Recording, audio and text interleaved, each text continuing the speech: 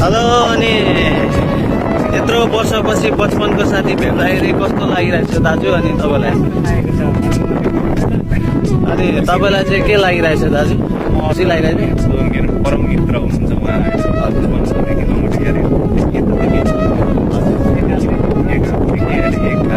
माछा मार्नेदेखि लिएर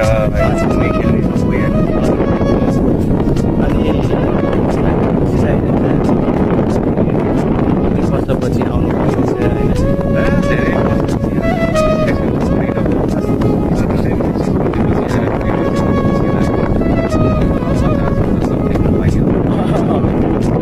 अनि तपाईँ चाहिँ कहिले बच्चा देखाउने